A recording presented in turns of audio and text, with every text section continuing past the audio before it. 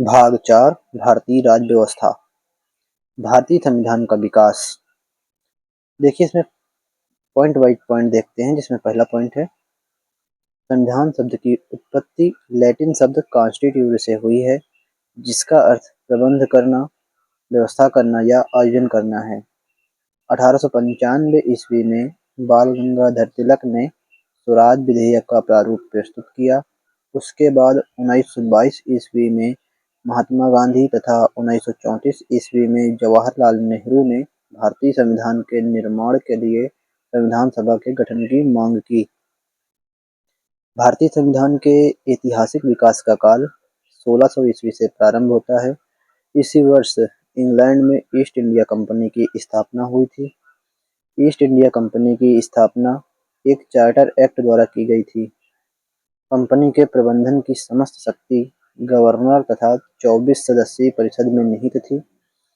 1726 का charter act Calcutta, Bombay और मद्रास प्रेसिडेंसियों के राज्यपाल एवं उनकी परिषद को विधायी अधिकार प्रदान किया गया। अब तक यह शक्ति कंपनी के बोर्ड ऑफ डायरेक्टर में निहित थी। अब देखते हैं 1773 का जो रेगुलेटिंग एक्ट था, उसमें क्या विविध पॉइंट थे, जो इम्पोर्टेंट पॉइंट हैं उनको देखते हैं।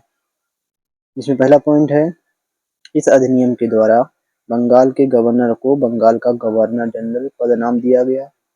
कलकत्ता के गवर्नर को बंगाल, बिहार एवं उड़ीसा के लिए भी विधि बनाने के अधिकार दिए गए। दीवानी अनुदान के फलस्वरूप कंपनी बंगाल, बिहार और उड़ीसा प्रांत की वास्तविक शासक बन गई। इस एक्ट के द्वारा 1770 ईस्वी में कलकत्ता में एक सुप्रीम कोर्ट की स्थापना की गई और कोर्ट को दीवानी, फौजदारी, नौसेना तथा धार्मिक मामलों की सुनवाई एवं फैसले का अधिकार प्राप्त हो गया। इस कोर्ट में एक मुख्य न्यायाधीश और 3 अपर न्यायाधीश होते थे। इसके प्रथम मुख्य न्यायाधीश सर एलिजाह इम्पे थे। अन्य 3 न्यायाधीश चैम्बर्स, लीमिंस्टर और हाइड थे। इसके माध्यम से ब्रिटिश सरकार को कोर्ट ऑफ डायरेक्टर के माध्यम से कंपनी पर नियंत्रण सशक्त हो गया। राजस्व, नागरिक और सैन्य मामलों की जानकारी ब्रिटिश सरकार को देना आवश्यक कर दिया गया। प्रथम गवर्नर जनरल वारेन हेस्टिंग्स थे। पिट्स इंडिया एक्ट देखते हैं, जो कि 1784 ईस्वी में आया था। पिट्स इंडिया एक्ट 1784 को एक्ट ऑफ सेटलमेंट के नाम से भी जाना जाता है। राजनैतिक मामलों के प्रबंधन के लिए बोर्ड ऑफ कंट्रोल का गठन किया गया था। इस एक्ट के द्वारा द्वैध शासन की व्यवस्था का आरंभ किया गया। रेगुलेटिंग एक्ट की विसंगतियों, ब्रिटिश शासन का कंपनी पर अपूर्ण नियंत्रण तथा भारत में कंपनी के कुशासन तथा उसके कर्मचारियों द्वारा किए जा रहे अन्याय आदि को दूर करने के लिए इस अधिनियम को लाया गया था तथा व्यापारिक मामलों के लिए कोर्ट ऑफ डायरेक्टर के पद बनाए गए थे। अब देखते हैं 1813 का चार्टर एक्ट। 1813 के चार्टर एक्ट के द्वारा कंपनी के भारतीय व्यापार के एकाधिकार को समाप्त कर दिया गया, किंतु उसे चीन के साथ व्यापार एवं पूर्वी देशों के साथ चाय के व्यापार के संबंध में 20 वर्षों के लिए एकाधिकार प्राप्त रहा। कंपनी के अधिकार पत्र को 20 वर्षों के लिए बढ़ा दिया गया। इस राजलेख द्वारा सबसे महत्वपूर्ण जो कार्य था, कलकत्ता, बम्बई और मद्रास की सरकारों द्वारा जो बनाई गई विधियां थी, उसको ब्रिटिश संसद द्वारा अनुमोदन अनिवार्य कर दिया गया। अब देखते हैं जो 1833 का चार्टर एक्ट आया था उसको। देखिए, इसके द्वारा कंपनी के व्यापारिक अधिकार पूर्णतः समाप्त कर दिए गए। इस अधिनियम के द्वारा देश में एक केंद्रीय शासन प्रणाली की शुरुआत हुई। बंगाल के गवर्नर जनरल को संपूर्ण भारत का गवर्नर जनरल बना दिया गया। गवर्नर जनरल की परिषद में एक और सदस्य की नियुक्ति हुई, जिसे विधि सदस्य कहा जाता था। इस अधिनियम के परिणाम स्वरूप प्रथम विधि आयोग की स्थापना हुई। सर्वप्रथम मैकाले को विधि सदस्य के रूप में गवर्नर जनरल की परिषद में सम्मिलित किया गया। कंपनी के चीन से व्यापार तथा चाय संबंधी व्यापार के एकाधिकार को समाप्त कर दिया गया। इसके अंतर्गत पहले बनाए गए कानूनों को नियामक कानून कहा गया और नए कानून के अंतर्गत बने कानूनों को एक्ट या अधिनियम कहा गया। देखते हैं चार्टर एक्ट 1833 ने सिविल सेवकों के चयन के लिए खुली प्रतियोगिता का आयोजन शुरू करने का प्रयास किया था। देखिए प्रयास की बात आ जाएगी तो 1833 का चार्टर एक्ट था, इसने किया था, लेकिन खुली प्रतियोगिता का जो आरंभ किया था, व्यवस्था की थी 1853 का। अब देखते हैं 1853 का चार्टर एक्ट जो था उसमें, तो सबसे पहला पॉइंट यही है, इस एक्ट में सिविल सेवकों की भर्ती एवं चयन हेतु खुली प्रतियोगिता व्यवस्था का आरंभ किया गया। इसके लिए 1854 ईस्वी में भारतीय सिविल सेवा के संबंध में मैकाले समिति की नियुक्ति की गई। पहली बार गवर्नर जनरल की परिषद के विधायी एवं प्रशासनिक कार्यों को अलग कर दिया गया। इस अधिनियम के द्वारा भारत के लिए एक पृथक विधान परिषद की स्थापना की गई तथा बंगाल के लिए एक नए लेफ्टिनेंट गवर्नर की नियुक्ति की गई। 1858 का अधिनियम, इसके अंतर्गत भारत के शासन को कंपनी के हाथों से सम्राट को हस्तांतरित कर दिया गया तथा भारत का शासन इंग्लैंड के सम्राट के नाम से किया जाने लगा। इस अधिनियम में गवर्नर जनरल का पद नाम बदलकर भारत का वायसराय कर दिया गया।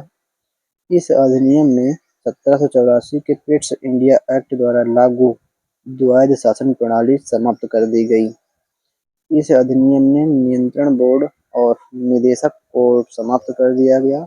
इसमें एक नए पद भारत के राज्य सचिव का सृजन किया गया।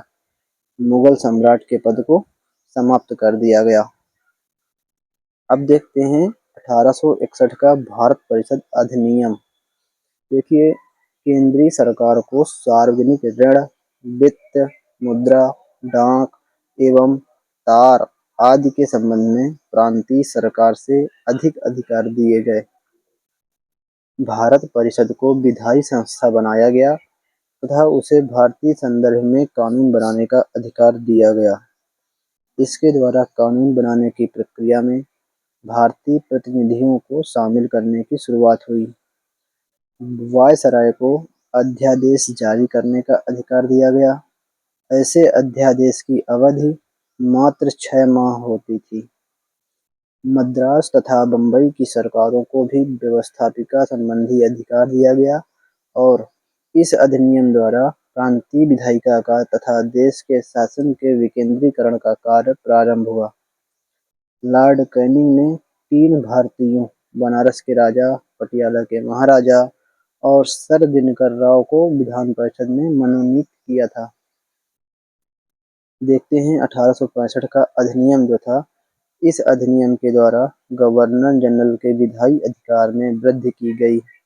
इसे प्रेसिडेंसियों तथा प्रांतों की सीमाओं को उद्घोषणा द्वारा नियत करने तथा उसमें परिवर्तन करने का अधिकार दिया गया। 1869 का अधिनियम, इस अधिनियम के द्वारा गवर्नर जनरल को विदेश में रहने वाले भारतीयों के संबंध में कानून बनाने का अधिकार दिया गया। 1876 का शाही उपाधि अधिनियम, औपचारिक रूप से भारत सरकार का ब्रिटिश सरकार को अंतरण मान्य किया गया। 28 अप्रैल 1876 ईस्वी को एक घोषणा के द्वारा महारानी विक्टोरिया को भारत की सामग्री घोषित किया गया था। अब देखते हैं 1892 का अधिनियम था, उसके अंतर्गत महत्वपूर्ण बिंदु क्या हैं उनको। जो 1892 का अधिनियम था, इस अधिनियम के द्वारा सर्वप्रथम अप्रत्यक्ष रूप से केंद्रीय तथा प्रांतीय विधान परिषदों में निर्वाचन की व्यवस्था की गई। भारत परिषद के भारतीय सदस्यों को वार्षिक बजट पर बहस करने और सरकार से प्रश्न पूछने का अधिकार दिया गया। केंद्रीय विधान परिषद में न्यूनतम 10 तथा अधिकतम सदस्य संख्या 16 निर्धारित की गई। 1909 का मार्ले मिंटो सुधार अधिनियम। 1909 ईस्वी में मार्ले मिंटो जो लॉर्ड मार्ले थे, इंग्लैंड में भारत के राज्य सचिव थे और जो लॉर्ड मिंटो थे वो भारत में वायसराय थे। केंद्रीय विधानसभा में अतिरिक्त सदस्यों की संख्या 16 से बढ़ाकर 60 कर दी गई। इसमें 32 गैर सरकारी सदस्यों में से 27 सदस्य निर्वाचित होते थे, जिसमें 15 सदस्य मनोनीत होते थे। सांप्रदायिक प्रतिनिधित्व का प्रावधान इस अधिनियम की मुख्य विशेषता थी। इसी कारण लॉर्ड मिंटो को सांप्रदायिक प्रतिनिधित्व का पिता कहा जाता है। इस अधिनियम के अंतर्गत पहली बार किसी भारतीय को वायसराय और गवर्नर की परिषद के साथ एसोसिएशन बनाने का प्रावधान किया गया। इसके द्वारा presidency, corporation, chambers of commerce, विश्वविद्यालयों और जमींदारों के लिए अलग प्रतिनिधित्व का प्रावधान किया गया। अब देखते हैं बहुत ही महत्वपूर्ण अधिनियम है 1919 का भारत सरकार अधिनियम। देखिए, इसके अंतर्गत भारत में द्वैध शासन प्रणाली की स्थापना की गई। केंद्र में द्विसदनात्मक विधायिका की व्यवस्था की गई। इसके अंतर्गत प्रथम राज्य परिषद तथा द्वितीय केंद्रीय विधानसभा स्थापित की गई। राज्य परिषद के सदस्यों की संख्या 60 तथा केंद्रीय विधानसभा के सदस्यों की संख्या 145 थी, जिसमें 104 निर्वाचित तथा 41 मनोनीत किए जाते थे। सर्वप्रथम प्रत्यक्ष रूप से विधायिका के सदस्यों के चुनाव का प्रावधान किया गया, जो कि प्रांतीय विधान परिषद के संदर्भ में था। इसके अंतर्गत 8 प्रांतों में विधान परिषद का गठन किया गया था। बम्बई विधान परिषद में 111 थे, मद्रास विधान परिषद में 127 और बंगाल विधान परिषद में 139, संयुक्त प्रांत की विधान परिषद में 123, पंजाब की विधान परिषद में 93, बिहार एवं उड़ीसा के विधान परिषद में 103, मध्य प्रांत एवं बरार के विधान परिषद में 70 और असम विधान परिषद में 53 सदस्य शामिल थे। इस अधिनियम को मॉन्टेग्यू-चेम्सफोर्ड सुधार भी कहा जाता है। मॉन्टेग्यू-चेम्सफोर्ड सुधार द्वारा भारत में पहली बार महिलाओं को वोट का अधिकार मिला। इसमें लोक सेवा आयोग का गठन किया गया। 1926 ईस्वी में सिविल सेवकों की भर्ती के लिए केंद्रीय लोक सेवा आयोग का गठन किया गया। 1927 में साइमन आयोग आया। आरक्षित विषयों का प्रशासन गवर्नर और उसकी कार्यकारी परिषद के माध्यम से किया जाना था, जबकि हस्तांतरित विषयों का प्रशासन गवर्नर द्वारा विधान परिषद के प्रति उत्तरदायी मंत्रियों की सहायता से किया जाना था। 1935 का भारत सरकार अधिनियम। भारत में एक फेडरल न्यायालय की स्थापना की गई, जो दिल्ली में स्थित था। अधिनियम में 321 अनुच्छेद और 10 अनुसूचियां थी। इस अधिनियम द्वारा भारत में संघात्मक सरकार की स्थापना की गई। केंद्र और प्रांतों में शक्तियों का विभाजन भी किया गया। इस अधिनियम को भारत के मिनी संविधान का दर्जा दिया जाता है। जो 1935 का भारत संविधान अधिनियम है, ये बहुत ही महत्वपूर्ण है परीक्षा की दृष्टि से। इससे बहुत प्रश्न बनते हैं। इस अधिनियम के द्वारा प्रांतों में द्वैध शासन व्यवस्था का अंत कर दिया गया। इन्हें एक स्वतंत्र और स्वशासित संवैधानिक अधिकार प्रदान किया गया। इस अधिनियम में केंद्र में द्वैध शासन प्रणाली का शुभारंभ किया। इस अधिनियम में न केवल संघीय लोक सेवा आयोग की स्थापना की, बल्कि प्रांतीय लोक सेवा आयोग और 2 या अधिक राज्यों के लिए संयुक्त सेवा आयोग की स्थापना की। इसने 11 राज्यों में से 6 राज्यों में द्विसदनीय व्यवस्था प्रारंभ की। अधिनियम में केंद्र और इकाइयों के बीच 3 अनुसूचियां, जो कि एक संघ सूची जिसमें 59 विषय थे, राज्य सूची जिसमें 54 विषय थे और समवर्ती सूची जिसमें 36 विषय थे, इसके आधार पर शक्तियों का बंटवारा किया। दलित जातियों, महिलाओं और मजदूर वर्ग के लिए अलग से निर्वाचन की व्यवस्था की गई। इसके अंतर्गत देश की मुद्रा और साख पर नियंत्रण के लिए भारतीय रिजर्व बैंक की स्थापना की गई। 1935 के भारत सरकार अधिनियम द्वारा स्थापित संघ में अवशिष्ट शक्तियां गवर्नर जनरल को प्रदान की गई थी।